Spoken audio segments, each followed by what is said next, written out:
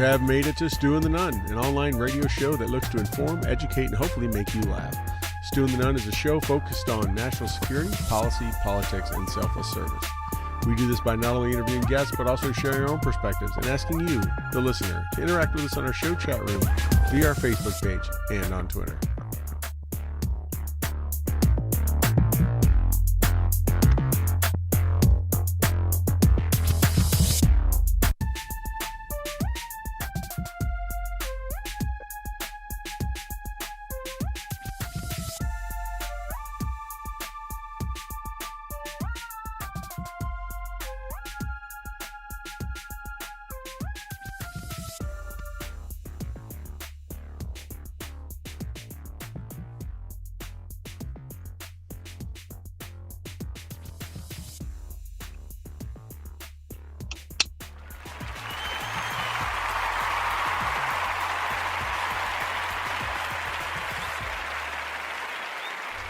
That's it, everyone. Welcome to another episode of Stu and the Nunn. Still got to work on that intro, Toby. I know it's a little long. That music, it's like. But I almost feel like if I fix it, what's the tempo of it, man? Like, I'm like, forgive me. Like I lack the rhythm, So yeah. Like I'm like the old metronome. So like I like having like that steady beat that I can pretend like I'm like quasi dancing to, and that was like all over the place. And yeah, I know. You get what you pay for, and Bush League. It's Bush League. If I fix it, then you're gonna have nothing to talk about. But I know every time I have to jump it. One of these days, I'm gonna just maybe we're kind of getting ready to drop a kid off at college, the last one. I think once I get past all that, I'll be ready to maybe focus on some things, and maybe we can. Yeah, we always wow our guests with our technical savviness. We do. They go, man. No, these guys got top shelf stuff going on here. The only thing top shelf about us is our producer, because the dude is awesome. He makes the only thing good about us is our producer. That's it. But because he's so good, he got us an amazing guest that we were trying to have on earlier. About a month ago, right? About 5 weeks ago. Yep. And, due to a small little medical inconvenience, we were unable to have him on. He had a pitch hitter. Like, so this is what I love about people in political offices. Like if you're really good at what you do, so like especially like political law enforcement officers. Like where you're elected, you represent, but you actually have a real job, so you're not like pretending to do a job. Like they have like good pinch hitting. Yeah. And so he teed up deputy one time, and one time got on here, like with his framed Will Ferrell picture. Yeah. No, like that was classic. I started like while the show was going, I was like looking online because I was like, I got to get a good like Will Ferrell pick or like something. That was an icebreaker. I got Teddy Roosevelt. I got to I got to rise up. Why do I got a president when I could have Will Ferrell? But hey, let's get our guy out here, man. Yeah. We've been waiting a month and a bit to have him on. We have tonight special guest live from the side of the road because he's a good law enforcement officer. He didn't flip the lights so that he could get home in time to get to his home studio. He's basically, like Longmire. He's kind of in his truck, but he's kind of used to having cameras in his truck. I mean, to be honest, I'm not going to flash my lights. I got a good cattleman on. Like, I'll just pull over on the side of the road because I can. But found we got some shade. Found some shade and watch people slow down when they drive by. Yeah. Well, I mean, he's under you can't really tell, but he's basically under a tree. You can kind of see all 2 feet of it out, like hit off his like shoulder. There's another one that's kind of behind him, but yeah. Well, hey, Sheriff. Church parking lot. Oh, there you go. That's it. Well, hey, Sheriff Lamb, welcome. Thank you so much for joining us, man. I know it's been a while. We've been through a lot, and you've been through a lot. So we've been trying to get you on here. And man, who hasn't in 2020? Yeah. Well, that is for sure. But hey, we appreciate you giving us this time coming on. You did send in a great pinch hitter, man. We're having that guy back on too. That dude was solid. He had us cracking up. Our listeners and viewers loved him. There are a lot of comments. I mean, and I think it's great with you guys coming on, because obviously there's a big negative narrative and impression being put out about our law enforcement. Even though Toby and I are close to many, it helps put the real face and the real people to what people think they see in movies or what is being told to believe in news media. So thank you again for coming on. Absolutely. And that's why we appreciate you guys having us on too, because we've got to be able to change this narrative, or at least show people that there's good men and women out doing this job. Deputy one time, my chief deputy, Matt Thomas, you can imagine what kind of riot we have on the 3rd floor at our office. We're all cops at heart. We love what we do. We love serving our community. And I'm glad that he came in and did a good job. See, the problem is now I got to fill some big shoes. So I got a lot of pressure on me. You do? Do you have a Will Ferrell picture in that truck? I'm just wondering. No. No. Did he show you what it said underneath the picture? Yes, he brought that, because I saw it. We first started. I was like, is that Will Ferrell behind you? I know that picture. And he went and grabbed it and just stuck it right in the camera. We're like, okay, we got it. And but yeah, so I don't have one of those in the truck. Sorry, I have an AR-15 right here. That's just as behind me. That would work too, and I see a lot of patches above you, which is pretty cool. A lot of patches. Yeah. I see it looks like a "Don't Tread on Me" right up there, right above you. Don't tread on me. Yeah, right, matching my shirt, matching my flag, kind of partial. Yeah. That's it. That was actually one of my first patches. Yeah. Yeah. Don't step on. No step on snake. I hate snakes. Believe it or not, don't step on snakes. I love the "Don't Tread on Me." I love the flag. I won't wear the shirt because I hate snakes. I just hate snakes with a passion. You're kind of in the wrong state. I know. But here's the irony of it. I go out and walk every day. I walk out in the desert, all on my job. I've probably seen 5 snakes in my life. I just get lucky. Thank goodness. Knock on wood, because the last thing I want to do is run into a snake tomorrow. I spent a number of years living in Arizona, and we used to go out. My dad used to take us out ghost town hunting. We used to go out, and he had all the metal detectors, and this was back in the late 70s, early 80s. And we ran into snakes a lot going into some of those caves. Yeah. It was, we ran no shortage. In the caves, they're always in the caves. Yeah. Stay away from the caves. You don't like snakes, stay away from the caves. That's it. Go ahead, Toby. I know you had some stuff. Yeah, no, the good news is when you're not looking for Jake No Shoulders, you won't find him. When you are looking for him, you'll find him more than you want to. So blissful ignorance when it comes to snakes. I'm the same way. I'm not a fan of them. I think it stems from reading the very first chapter of the Bible. I don't know, but for some reason I'm not down with them. But I grew up in Canada, so they were we didn't have a plethora of them. No. So coming to the States, it's even at night, I don't walk around barefoot in my yard, because I'm all what if? But that and Jennifer Lopez and Anaconda also ruined it for many a good man. Right. But I was born and raised in Hawaii. In Hawaii, we didn't have snakes either. The ferrets would eat those snakes. So the mongooses. We didn't have snakes, and then I came here. Then we went to the Philippines and Panama. We had snakes there. And then Arizona, of course, we have snakes here. So what took you to all those fine locations? My dad is a graduate of Thunderbird Business College. It's an international business school out here in Phoenix, and one of the premier international business schools. So we lived in Hawaii, then the Philippines, then back to Arizona, which is where my dad was from.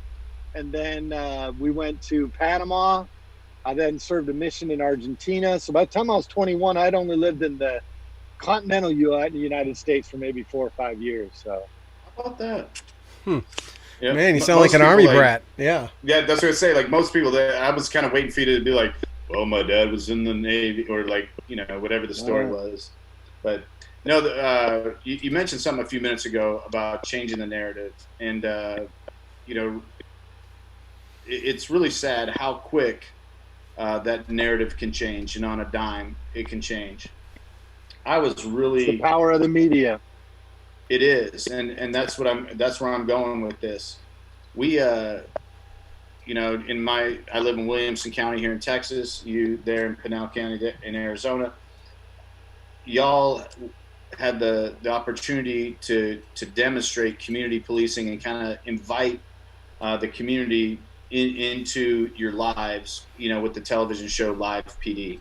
I've been very blessed. In fact, not 10 minutes before I was talking to you, I was talking to one of my workout partners because he's switching from nights back to days. And, I'm trying to get another nighttime ride along in with him because days, for some reason, they're just not as much fun.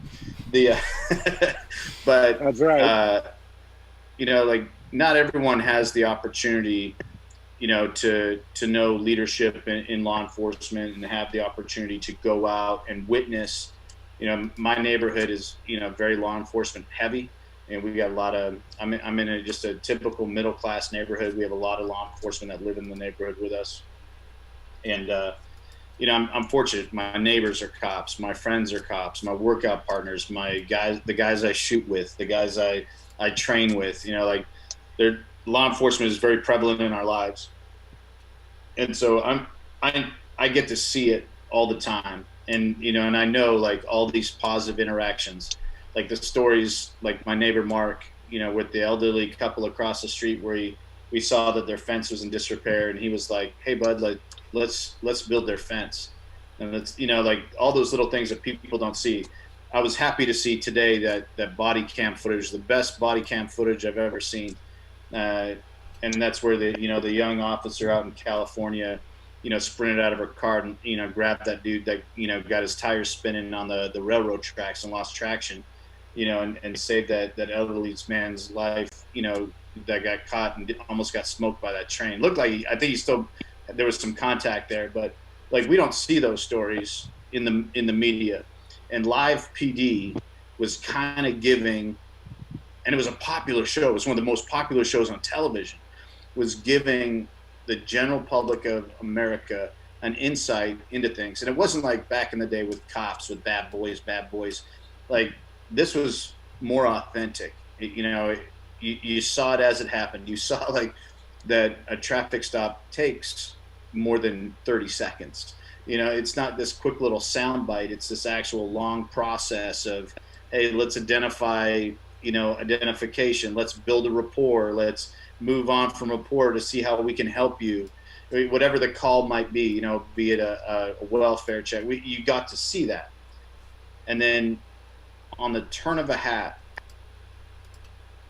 that's gone because someone decided that we can't be friends anymore. Like we can't agree to civility. We can't agree to basic law and order. Like all of a sudden, we cannot be friends anymore. And it bothers me tremendously that A&E, how quick they dumped you. And I know like that has effects because with that television show came financial support. With that came, I know here in our county, the additional funds that A&E we're bringing in, we're providing for the jobs of 3 people. And like it's, people don't think of that. Like that was another awesome community resource that we had. So I wanted to see how it affected y'all and how you felt about it, and how like if you have any commentary on that. Oh yeah, I mean, I'm with you. I thought that Live PD was an amazing tool for law enforcement. It really gave people an inside look at what we do, some of the mundane calls we go on, and some of the very intense calls we go on. I think it gave people a good idea of how hard it is to make these decisions on the fly, split-second decisions, and how it impacts us, on a personal level as officers and deputies as well. So I thought the show was phenomenal. I thought it was doing a great thing in this country. It was the #1 rated show on cable TV on Fridays and Saturdays, and that's a 3-hour show. So it was a huge thing for A&E. I have to be, there's a lot of people that are mad at A&E. And honestly, I cannot be mad at A&E because there's people above A&E. I got to believe that A&E did not want to cancel this show. This was it was a moneymaker. This was one of them. This was a moneymaker. It was a staple to their network.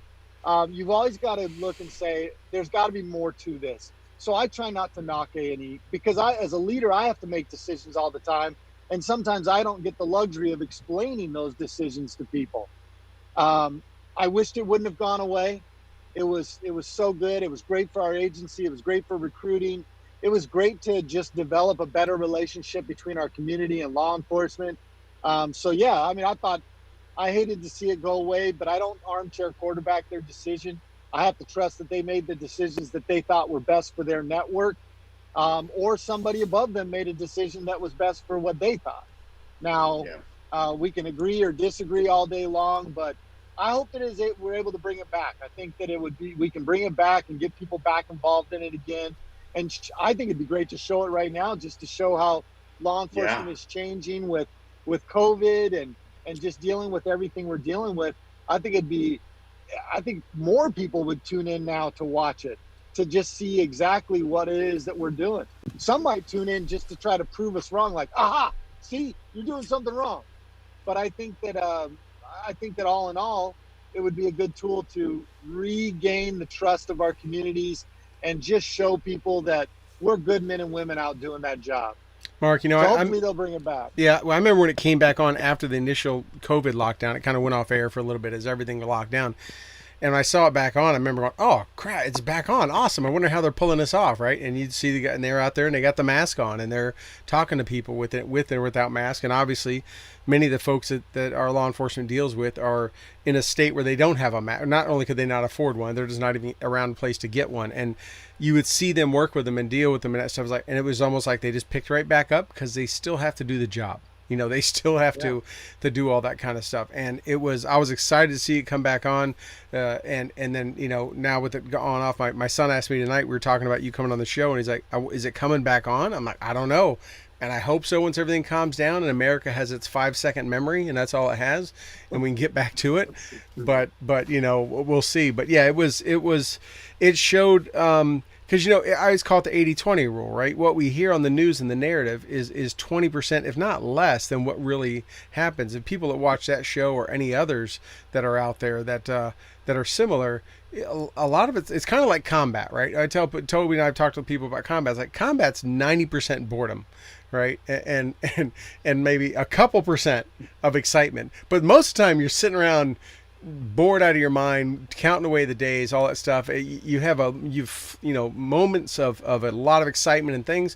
Obviously that captures all the attention, but most of it's pretty boring, as is you see it in live PD, where you pull someone over, you know, they got 2 beers, a little bit of weed. That was always our joke in our house. Everybody has a little bit of weed and no license on them. But, you know, but most of the time it's innocent or it's just boring or whatever. And that's was, I think, the attraction of the show versus Cops or some of the other ones where they edited it to just the excitement. You kind of saw the funny moments, the boring moments, we're back. I saw that guy 2 weeks ago. They're back to talking to the same guy again. You know, you kind of get that real life impression. But yeah. And that's what it was good for. You know, right the day before they canceled Live PD, I was doing Live PD Wanted. So Live PD Wanted is much like, to try to put it in terms, it's like America's Most Wanted meets Live PD is what it was kind of like. And so we were highlighting captures of people that were wanted for warrants, and then we were also highlighting other people that were wanted for crimes across the country. And the show was doing really good. We had done 20 episodes, and they had called me the night before. They had called us and said, hey, we're going to be bringing it back. The next day they canceled Live PD. And so we're still just kind of waiting, hoping that they're going to bring it back soon. I don't think A&E really knows, because I don't think anybody in this country knows what the hell's going on. We're playing it day to day, week to week, and I don't think they're any different. So I hope that we're in a position where we can bring that back soon. I know that a lot of fans out there and a lot of people listening are.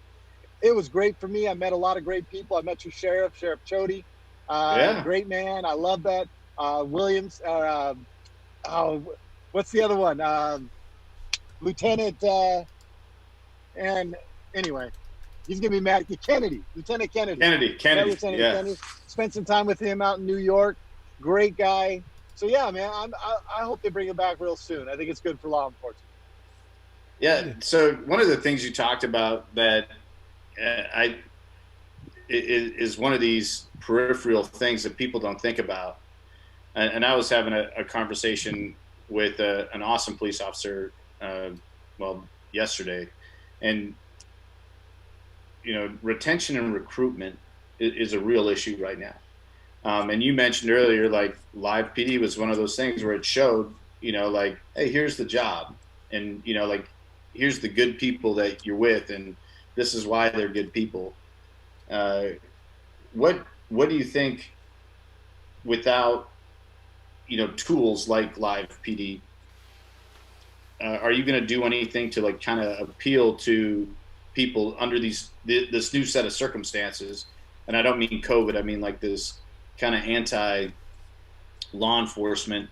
Like how are you going to appeal to like candidates, to in terms of recruitment? Like I don't think yeah. Yeah, that is something that we're all struggling with. Recruiting was already hard before this.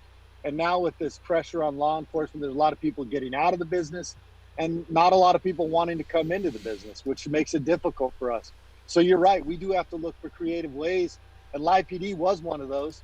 Now we're looking at other ways. I'm getting ready to start a citizens posse. That starts this Saturday. And not only do I think that citizens posse can benefit me in cases of emergency where I need the assistance of citizens in my county to keep us safe or to help with a fire or a flood. But it also, I see it as a recruiting opportunity. I think it's something that we can expose people to the sheriff's office, what we do and what kind of jobs we have available. And hopefully they catch the bug, much like I did late in life, to get into law enforcement. So how are you, what's your path on this? How are you going through a selection process? Are you doing any kind of screening? I mean, what's your criteria to put someone in that posse, and then what kind of authority are they going to have? Are they almost going to be kind of like an auxiliary force or backup force, or what's your thoughts on that?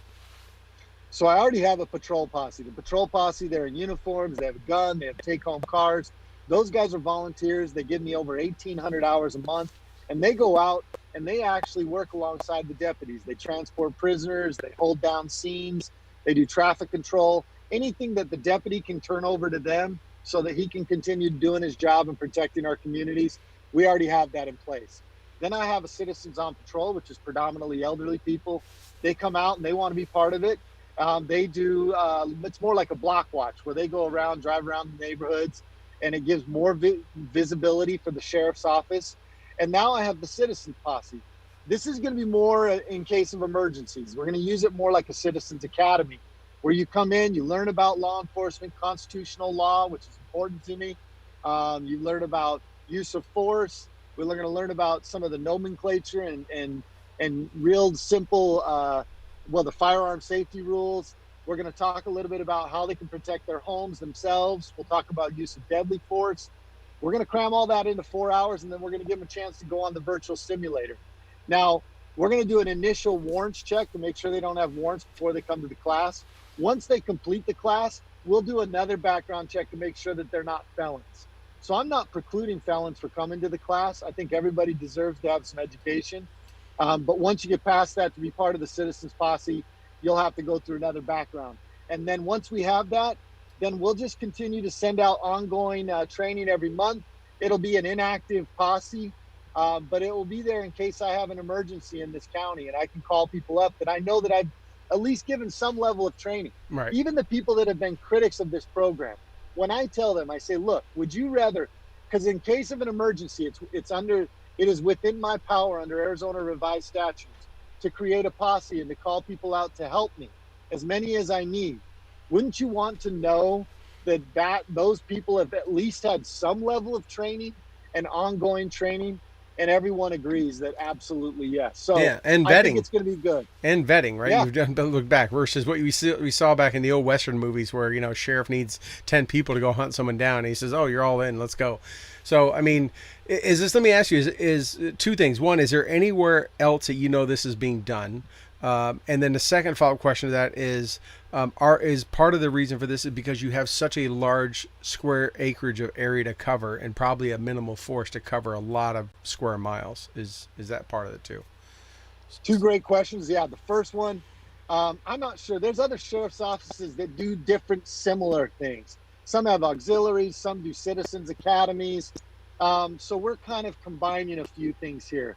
I would imagine that there's not a lot of sheriff's office doing exactly what we're doing, but there are a lot that are doing similar. And you're right. A lot of it is in part because we have, I don't know, for those listeners, my county is the size of the state of Connecticut, almost 5,500 square miles.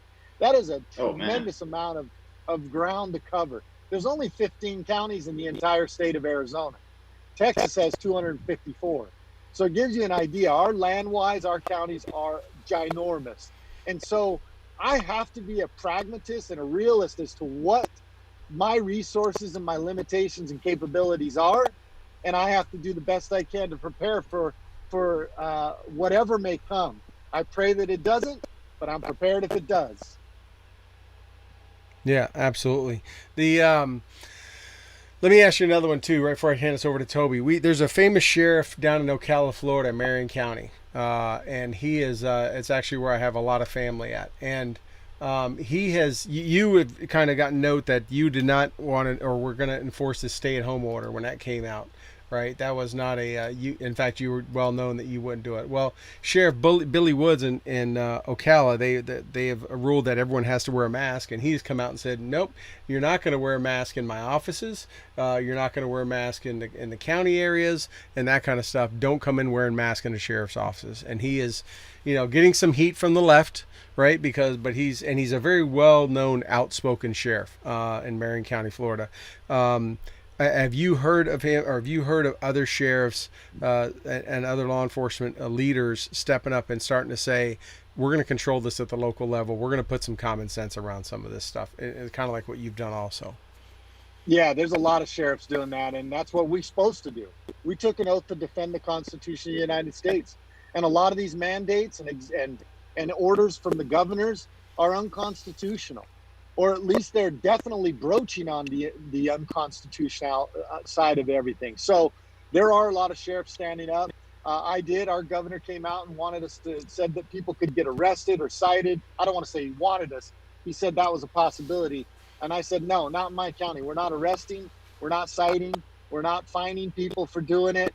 This is America, and people have a right to pursue the life, liberty, pursuit of happiness. And I'm not going to impede on that as a sheriff. My job as a sheriff is to keep government in check. It also is to protect our communities, but it's just as much to keep government in check. And I've seen government overreach at its best. I want to say so, like I fought against the mask mandate, and I did this after I caught COVID. And so people were just trying to hammer me and saying I was trying to kill people. Well, first of all, it's not that I'm not telling you to wear a mask. You want to wear a mask, wear a mask. Do whatever you think you need to do. It's not what I do. I don't like to wear a mask. It is not the government's place to mandate you to wear a mask. Government should not get involved in that type of situation. Here's the funny thing about masks. There's a lot of information both sides.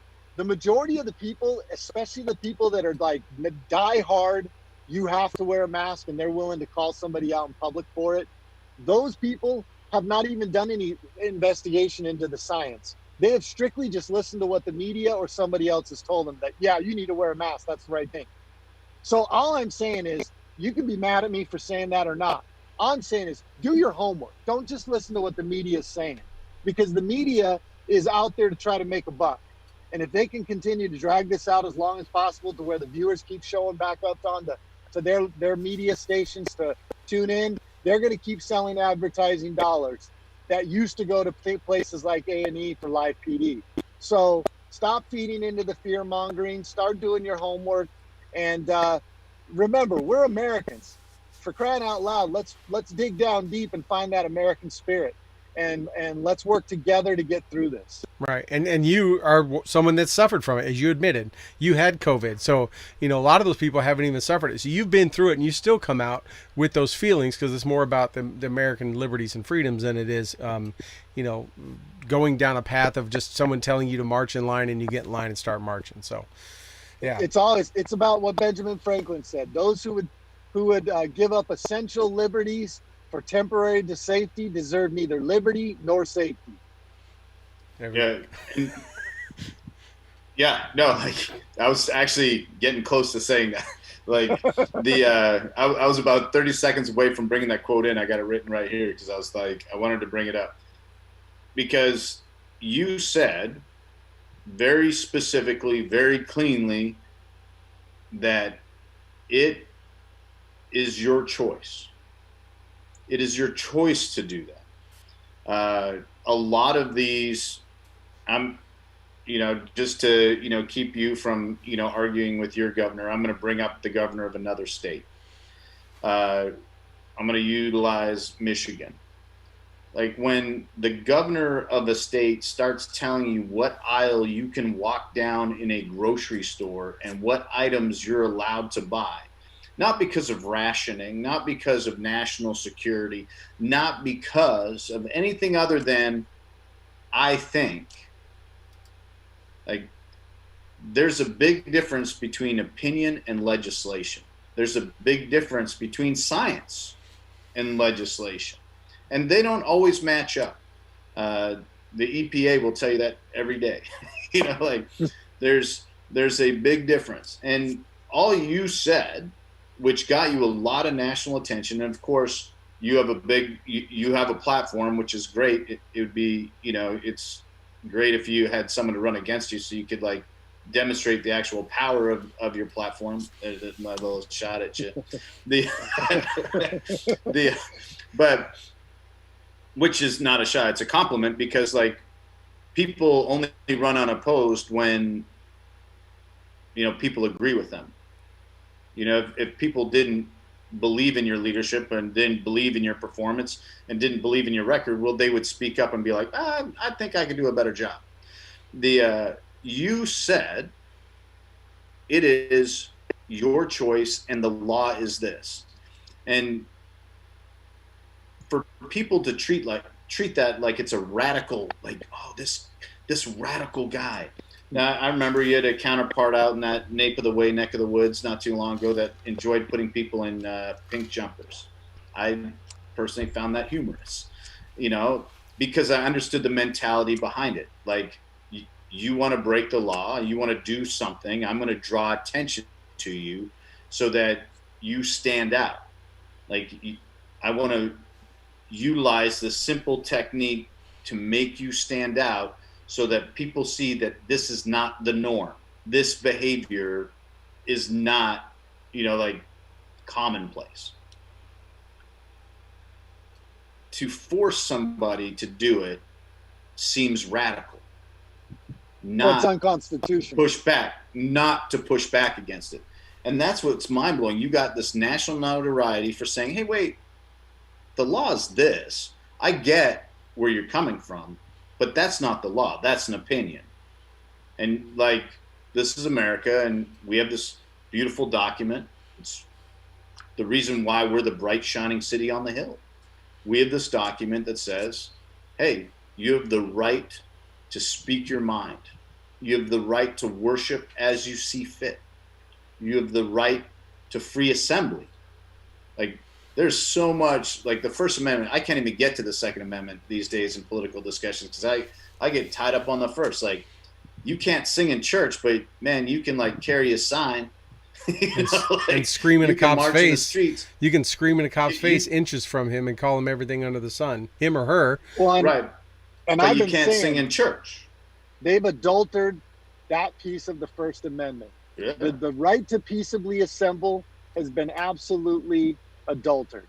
They have changed it. They have used it for political purposes. I am all for freedom of speech and being able to go out and peaceably assemble and peaceably protest. But there's common sense to that. When you protest, you are protesting a business or you are protesting government typically. And when you do that, you would think that you would want to do that during business hours because that's when those people are there. And that's when your protests will be effective. When you show up at 10 o'clock or 11 o'clock at night to protest the federal courthouse, I find your reasons to be somewhat nefarious in nature right from the get-go. And they have taken what should be peaceably assemble, and they have used that to justify rioting and looting and dangerous and violent behavior, which is destructive to America, and it is destructive to freedom. And no doubt that this is their ultimate goal, is to tear away at the fabric of what this country was founded on. And that is the Constitution and freedom. And we've got to wake up to that. And I know that there's a lot of Americans waking up to it. Little things like forcing people to walk down a certain aisle and forcing people to wear masks or forcing people to do this or that. Here's an example. I use this as an example. For those of you who agree with wearing masks, okay? Let's say I love guns, but let's say you don't like guns. And now you're talking defunding the police. And now all of a sudden, let's say the government passes a mandate that says that you have to carry a gun, that every American should carry a gun. Do you agree with that? Because I don't. You know why? Because it's not the government's place to mandate you to carry a gun. That's your constitutional right if you so choose. Just like if you choose not to wear a mask, that's your constitutional right. We have, if you want to avoid those people, then avoid them. But we cannot get into taking away rights. The governor in Michigan is a perfect example of letting power get to you and using your power inappropriately and not truly standing up for what she took an oath to, which is the Constitution. Oh, there's many people that definitely aren't doing that. And I kind of want to go back to one thing. You talked about the sheriffs and the sheriffs being that force.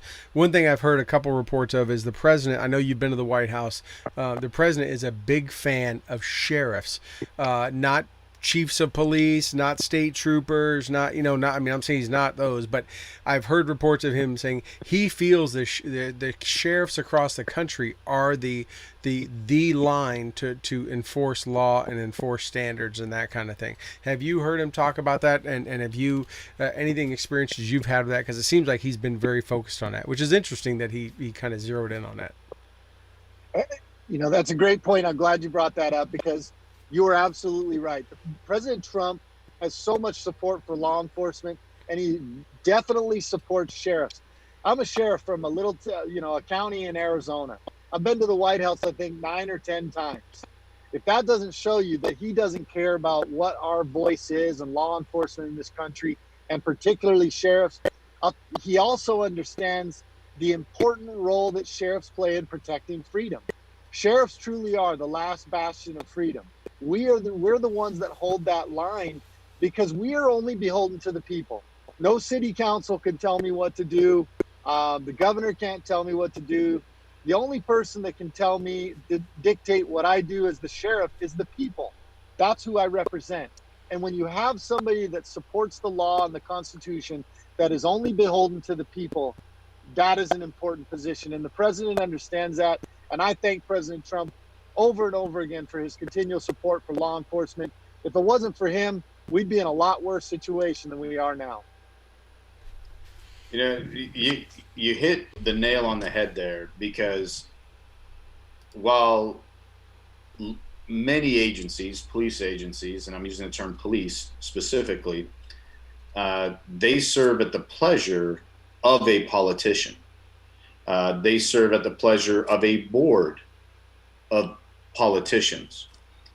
The sheriff is an elected position that serves those that elected him or her. And that's so important for people to understand. So many times in municipal type elections, you see the signs and you're like, you look at the ballot, I got 50 people on this ballot here, school board place 1 through 28. You got, however many city ordinances because they want to put a pink sign on the bridge. It's going to clash with the purple railing. And then you got this thing where you're like, oh, for a sheriff. And a lot of people think that, well, that position is already, that it's there. I don't need to participate in that. And that's the most important thing on the ballot because of what you just said. You answer not to a politician. You don't serve at the pleasure of the governor. You don't serve at the pleasure of the mayor. You don't serve at the pleasure of the council. There's no Jedi council that, wave a wand and tell you to go out and get the Padawans in check and send you out to the drone war. No, you answer to the people. We got Sheriff Chody here, and I follow him on Twitter mainly because he's savage, and nothing better than watching a video of him making fun of a dude as they crash through his house, on a massive drug raid, and being didn't think you'd get caught, but he answers to the people, and there's like there's a little bit of dialogue here because there's a commission, a county commission of judges or commissioners, sorry, and that's governed by a judge. And, like they were trying to like, curb him because they disagreed with live PD as an example. And he was just kind of like, yeah, cool, man. I appreciate your opinion, but like, that's not really up to you. I didn't need your permission. Like, the people gave me the permission to do this. And I love that about America. You probably don't know this, but, I'm born and raised in Canada. I'm going through the immigration process. I came to the United States to stay here. I believed that serving this country was how I should earn my right to cast my ballot. And, like, you don't answer to a queen or a king. You don't answer like, you answer to the people that checked your name. And right. You proudly serve the people that didn't. Like, you're exactly but you right. answer to them. And like, that is such a unique thing. I grew up we didn't really have sheriffs. So the sheriff that I knew was the sheriff of Nottingham. And the sheriff of Nottingham was, like appointed by like this knucklehead. And then there's these dudes in tights. But no, like it's important that people understand, like, this is such a cool check and balance. And that's what makes America so cool, because we have checks and balances. And when someone says, hey, I'm going to make you do something, a guy like you or a gal like you can say, actually, constitutionally, you're wrong. I enforce the law, and the law doesn't say this. This is what it actually says. And that voice needs to be heard more. You could tell why people didn't like hearing you say it, because like the media immediately jumped on you, like, look at this wild and crazy guy. Look at this guy, this radical. It's like, hey, nothing radical about it. It's like, it's actually the most conservative thing you could do. That's right. I mean, I'm doing exactly when people would call and say, well, what are you doing? I said, look, I am doing exactly what I took an oath to, which is to uphold the Constitution of the United States. That's what I took an oath to. So that's what I'm going to do. It's funny because I'll talk about government because I don't like big government. I think government needs to be pared down substantially, especially on a federal level. And people will say, well, you're the government. I said, no, I'm not. I'm the sheriff. My job is to protect the community and to stop government overreach. Those two things. I am doing exactly what I took an oath to, which is to I know Troy wanted to make sure. Yeah, Troy wanted to echo that because he was like, "That's such a good point. That's such a good." Just replay that. Yeah, you weren't meant to hear that, but yeah, they did emphasize it real nicely. I was like, "Hey, some guy just said the same thing as me."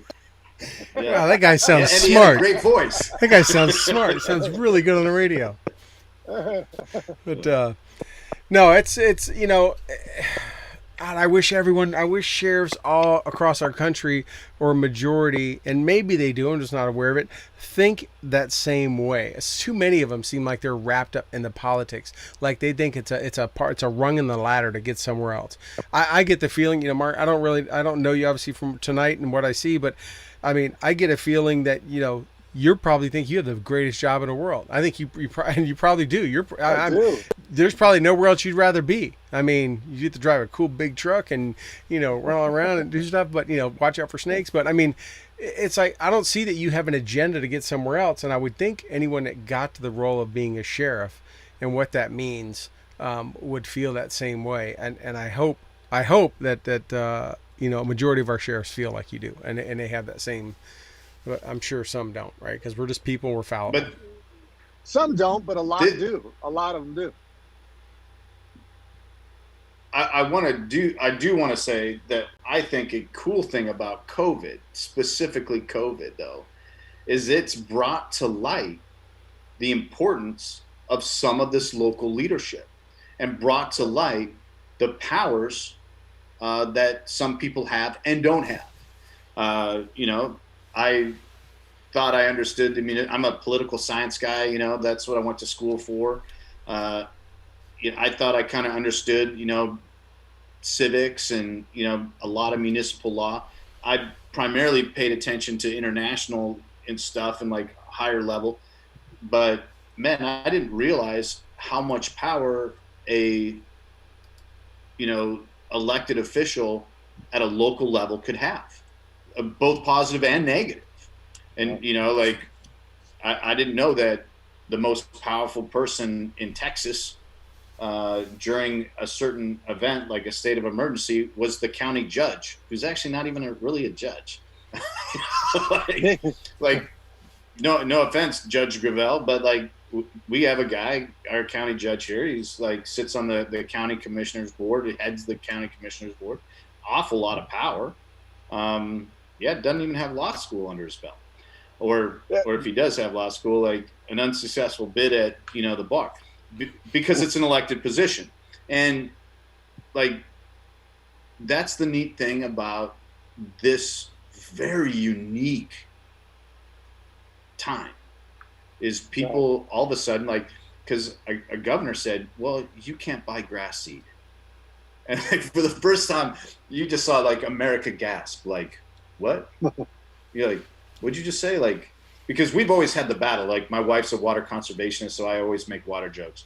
And we've always had the battle between like the water conservation, like the municipal utilities, and an HOA, where like you're under drought restrictions, but the HOA is like, if your grass ain't green, we're going to find the shit out of you.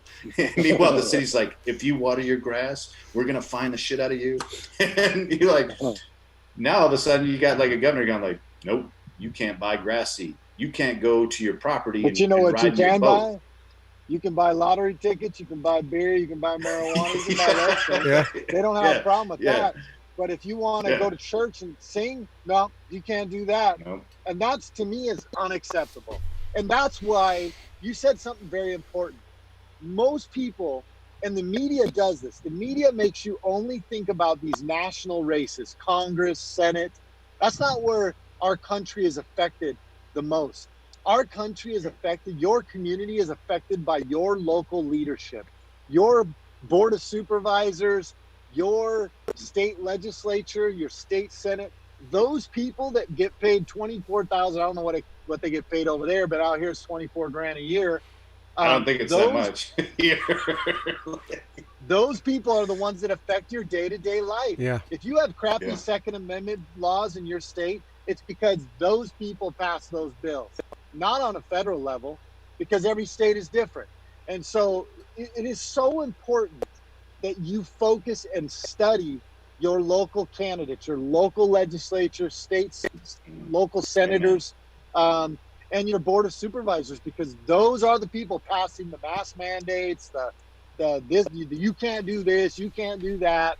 Because a lot of the governors turned it over to the local municipalities, and then they made their decisions. Everybody is finally getting in the limelight of power right now. All these public health directors, governors, all these different people are feeling fame in the limelight for the first time, and they love it. They love the power, and it's been backfiring on a lot of them as well because they haven't done well with it. Well, you hit on something important, right? And that is the 10th Amendment, right? Because the 10th Amendment spells it out very clearly, right? It's either the Constitution says it's the federal government's law or right, their responsibility to perform that duty, or that states can't, or it's on the states and it's on the locals. And, it is a good point is today, the Democratic nominee and his nominated vice president pick there, Joe Biden, came out and they both came out today and said, if he was president, the first thing to do is make a mandate that everyone wears a mask when they're outside. And immediately after, right, some of the folks got on that are constitutional lawyers and all said, yeah, they can't do that. President Trump can't do that. They can't do that. He would never. Congress wouldn't even be able. There's nobody at the federal level that can mandate everyone wear a mask. That would have to be down at the local level. And people on both sides were quick to come out and say, no one at the federal. They can talk that. It's a good soundbite. But for the 6 o'clock news or 24-hour news, but they can't do it at the federal level. Like it comes down to, like you said, the local leaders are putting the mask mandates in, or in your case, stay-at-home orders or whatever. But even at that local being the state level, It's down at the sheriffs, it's down at the localities to say whether they're going to enforce it and put a last final check in if it's even constitutional to do. So I'm glad you hit on that, like you said, the big ones, the national ones buy all the ad time and they get all the national press coverage, but the local ones that mail you all the flyers are the ones you really need to look at, because they're the ones, like you said, are going to affect your daily life and where you live. Mine in New York, what Toby has going on down in Texas, that we don't affect each other, but I should really be focused on this, because at the national level, it's nothing's moving anyways. Toby, you got something? I want to circle back real quick on like he was talking about the fame, right? I think yes, we have some leaders that are basking in like their newfound fame. Like this is, and of course, everyone knows the powers of incumbency. Name recognition's a big one. Like if you're running opposed, it's good to have name recognition. If you're running unopposed, it's not as important. But it's interesting to see the mid-level, I'm going to call them mid-level leadership. So like the executive level in terms of state governorship, some of these large city mayors, they clearly learned a lesson from Katrina, where they were like, let's limit how much we can be taken, like how much responsibility we can be given, and push it as either up or down the ladder. Where like we got these smaller local leaders, like, man, they're reaching hard, they're doing things. We got people like, I call it the soapbox stuff. Like, I'm going to tell you that you can't buy grass seed. Like, okay, thanks for telling me. Of course, the good news is what I and how I buy things is between me and basically Visa, since Visa's the utility that processes my financial institution from what I earn, in terms of card. So like Visa has more power than you in terms of telling me what I can and can't buy if it's legal. But it's interesting how fame has affected some people. You, on the other hand, have managed it fairly well. And what I mean by that is, that you hold a political position. That you also hold a practical position that requires performance. But you've been able to manage that well. And through this time, you took some dings, you took some dings because people are like, look at this guy. He's radical. He's this guy that doesn't want this. He wants to hurt everybody. And you're like, well, I got COVID. Yeah. What that did for me was, honestly, on a national level, they call me Sheriff Hollywood out here, which is whatever. Call me whatever. If it's because the goatee, it's the goatee, right? That's it. I look at it as I have a voice and a responsibility to talk about law enforcement and freedom. And when that COVID thing happened and everybody was bashing me all across the country, I became the poster boy. And ironically, it just was bad timing because it was the week before President Trump was going to get back out on his presidential rallies. He was going to do Tulsa, and then he had one out somewhere else. And though they jumped all over me the week before, and I became the poster boy, and everybody had awful things to say. But you know what they did for me? They gave me an even bigger voice on a national level to promote law enforcement, positive law enforcement images, and also to talk about the importance of freedom in the Constitution. So they did me a favor by doing that. But it has not been easy. I'll tell you what, dealing with these things, getting beat up on a national level in the media, those aren't easy things. But I subscribe to a thought process. It's not a fight until you meet resistance. That's when you truly find out what you're made of and what kind of character you have and what your true beliefs are. It is really easy to say you believe in something when nobody's resisting you. You'll find out what you're made of real quick when somebody starts resisting you. And I believe that a true fighter is somebody who pushes through the resistance and stands true on what they believe and what is important in this country. And so hopefully I can portray some of that And if the fame benefits me in that way so that I can be a voice of common sense, freedom, and common sense in this country of how we can solve our problems together as Americans, then I'll do the best I can with it. Well, we say in the Army, right, all the time. It's always much easier to do the easy wrong than the hard right, right, and that's pretty much what you said right there. If when you face that resistance, then you could just be like, well, maybe I don't care about it that much, right? And if you're passionate about it and you believe in it, you're gonna take those dings. You're gonna take whatever hits and negativity and you're gonna get back up the next day and keep going at it because that's your core belief. And that like you said, that makes a difference. You could have taken this fame and made it self-serving and being like, look at me, let me go try to jockey for another deal and kind of ignore the people that voted you in and start working all your, try to get some movie deals out there with The Rock and stuff. Or, you could have taken it like you have and said, oh, I've got a bigger voice now. And what can I do with this? I've got more eyes on me, bad or good, either way, but there are more eyes on me. Maybe I win over some of the people that don't agree with me, and maybe I can strengthen and embolden some of those that do, and maybe give them a realized law enforcement so they want to get into, or step up and help in their community. I mean, it doesn't have to be law enforcement, right? You may motivate one person just to do something positive in their community of some type. So, I mean, that it goes along with, do you keep pushing on when you face that resistance? What do you do when you're given that fame?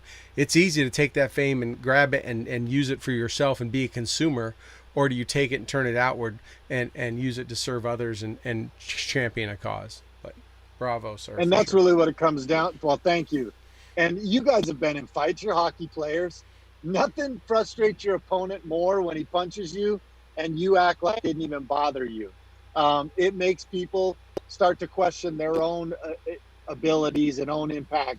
So as much as it hurts sometimes, you just got to eat those punches and bite down on your mouthpiece and move forward. And that's all I try to do. And if I can give people courage to be able to say, you know what, there are other people that believe like me, and maybe America's maybe it's not as far gone as I thought. There's good people out there.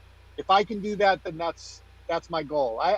And in the end, I wanted to say this earlier, Stu, with one of the things you said. I have no agenda. My goal is to just do where God takes me on my path. I'm very God-fearing person. I believe in God, and I've just tried to do and go where He wants me to go. And this is where He's wanted me, and I'm just trying to do the best I can while I'm here. Yeah, dude, it's awesome. You talked about, in the Army, Troy, mentioned this, but, something that we all know is the enemy doesn't have flexible standards, but the enemy wants your standards to be flexible. And because that's the only way they win. When your standards are strict and rigid, you punch back, right? And man, I love seeing it. The enemy doesn't have flexible standards, but they want you to. And I'm glad to see that you're out there, staying rigid, staying straight. We appreciate your time. This is awesome. We're glad you're able to come back, or you were able to come and get on and make up. You got, if you ever have opposition on the trail, you got a good surrogate, and in Deputy One Time. I'm never even gonna say his name ever again because it's such a cool Twitter handle. It is a good one. And let me tell you, that guy is an amazing police officer, deputy. He's been an amazing leader. It's so nice as a leader, as a sheriff, for me to be able to go out and be a voice for freedom. You still have your agency you run. Our agency has 650 employees. So having a guy like Chief Thomas back at the helm, knowing that he's steering the ship in the right direction, and we all have the same values and ideals, and we love the Constitution and freedom equally, that makes my job so much easier. So I'm glad you guys got a taste of what I've been able to benefit from and be blessed with over the last 3.5 years. You have a better hat than he has, though. Yeah. Let the record reflect. You got the cattleman going. I love it. I don't know if you got to see or listen to the interview we did with Matt, but I mean, it is. I mean, he shared some. I mean, he shared some tear jerking moments. I mean, he showed the raw emotion of what it's like to deal with stuff out there day in and day out. And we were highlighting then, like we started at the start of this interview. You know, it's a part of what America's lost with the loss of live PD, but just what people don't. Not everyone gets to do ride-alongs. Not everyone even knows law enforcement officers as well as many of us do, and they don't even. You know, they see that badge. Just like it's like what we see in the military. People overseas, citizens of other countries see a soldier. They see this stoic, inhuman kind of thing, and they don't even see a father or a son. And we have the same thing when we look at our enemies sometimes, right? The military trains us well to look at them as a target of opportunity, and not always as a father, brother, son, whatever like that. And it's those moments when we have to look at them like that you see the best compassion come out of it. I know with the law enforcement faces the same thing. You may see a criminal you have to apprehend or do something, but I've seen time and time again where even if you have to engage them and shoot them, that officer is usually the first one right there on the scene trying to do first aid right after that, and begging them not to die. Right. And it's just that's what people don't need to see. And that's what we're really glad you come on and share some of that along with Matt. And and if I could give any advice to anybody in law enforcement, young in your career or even old in your career, to me, one of the key things in law enforcement is empathy. And empathy is not to be confused with sympathy. Sympathy is you actually feel with them. And that can be dangerous for when you're doing your job. It can get you sidetracked. It can take you down roads you may not need to go down. But empathy allows you to understand what people are going through. You understand the tough situations that put them in that predicament, which brought you together. Whether it's the domestic violence, suicide attempt, whatever it is, if you are empathetic, it will help you be able to do your job. And it also helps you process the bad things that we see on a daily basis. By not being sympathetic and being empathetic and understanding, but being able to still take a step back and understand that this is not, most of this stuff is out of your control. When I talk to youth, I talk about three things. One, be authentic. Be who you are. Don't be afraid. The world is hungry for authentic people. Number two, surrender the outcome. In the end, you can only do what you can do. And then there's so much in this world that we get frustrated for, when in reality, we never had control of it in the first place. So you have to be willing to surrender the outcome. And number three, don't be afraid to do the uncomfortable work. That's where the true gifts lie. That's where the gems are, the gold is. Going out and being willing to do the uncomfortable work. And I'll tell you, there's no competition. There's very few people that are willing to do the uncomfortable work. So there's only you and a couple other people you have to compete with at that level. And I'll put my work ethic up against those any day. So if you can learn three things, those are three things that I've found success in, and learn how to, as a cop, be empathetic to who the people you're dealing with, and you will have a blessed career. Dude, those are great words, Mark. We usually ask our guests near the end of the interview, anything you want to leave our listeners and leave our viewers and that kind of stuff, and I think you beat us right to the punch there. Yeah. Toby, what do you got? It comes with you don't find treasure on the surface. Right. You got to dig that hole. Yeah. You got to dig That's that right. hole. Yeah. You got to get them calluses on that shaft. All right, my man. Well, we appreciate you. Yeah. Thanks for giving us an hour of your time. I know we caught you on your drive home, and you were trying to get there, so we won't keep you too much longer. But how long is your next term? Because I guess there's a good chance it's going to be a landslide for 4 more years. Yeah, we call it a landslide. Landslide? A landslide. A landslide. That's a good campaign manager right there. Came up with that one. Yeah. But I hope you're not paying them too much. But I managed to do a lot of it myself. I don't know how I find the time, but I do most of it myself. Man, well, hey, again, Mark, thank you so much for coming on. We really appreciate it. I know I can speak. Our viewers and stuff have been commenting left and right. Everyone misses the show. I know. I will be just giddy once I see it and hear word it comes back on, and I'll just be hoping it does. And when they do, I hope you're back on there, because I always like to see when they cut out west, where it's still daylight. I hope so too. Where it's still daylight when on the East Coast it's already dark. So. We get tired of seeing Tulsa all the time. Those are good guys, though. a huge hug and a thank you to all my Live PD Nation out there. I appreciate you guys more than you know. Awesome, dude. Awesome. Well, hey, thank you so much, sir. Thank you for giving us your night. We'll be staying in touch, and you stay safe and keep doing great things for the residents of Pinal County out there, and God bless, sir. Thank you, guys. God bless. All right. Have a good night. Okay, everybody. Sheriff Mark Lamb, there you go. He is the man, the myth, the legend, and it doesn't get much better than that, huh, Toby? No, it was great to have him on, and you know, like anytime you have like a leader that can take the time just to talk to people. So much of what's going on in the world right now is just a lack of information, a lack of dialogue, a lack of just basic, civility.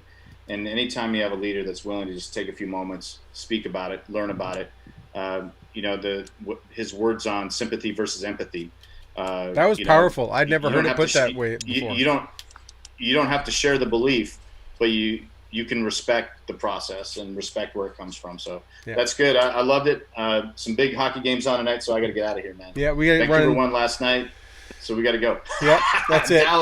Dallas is playing here in a little bit, so I got to hit the road. That's it.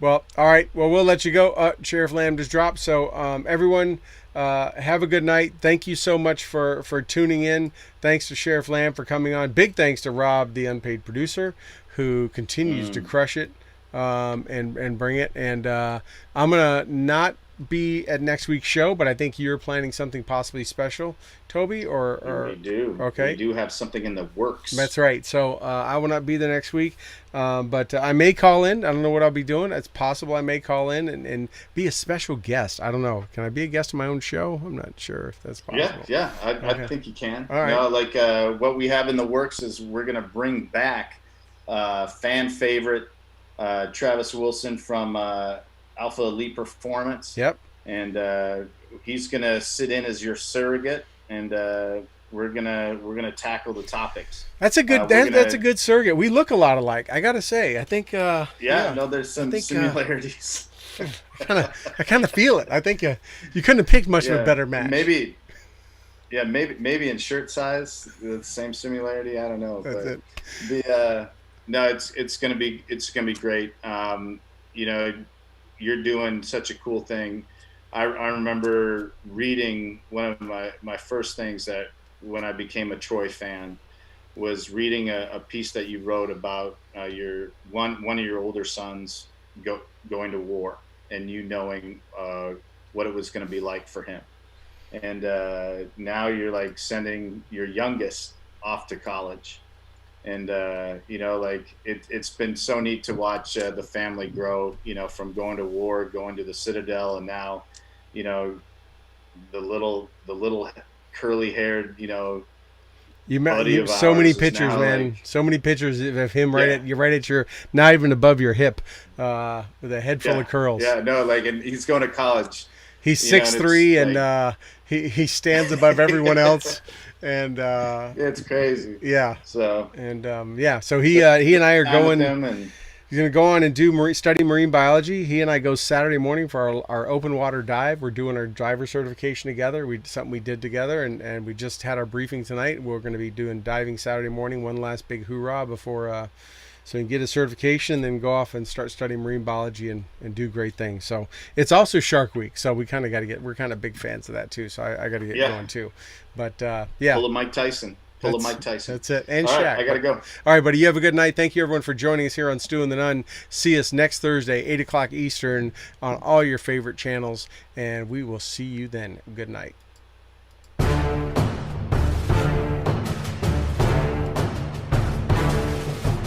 Well, that wraps up another episode of the Stu and the Nunn Show, and we hope you had as much fun listening to it as we did hosting it for you. Don't forget to like our Facebook page and follow us on Twitter. You can find all these links at stewandthenunn.com. We will talk to you again next Thursday at 8 p.m. Eastern, 7 p.m. Central. Also, we'd like to thank our sponsors, Commodity Outdoors, Veteran Outdoors, Enlisted 9 Fight Company, Warrior Media Solutions, and BooHammer.com. Thank you again, and have a good night.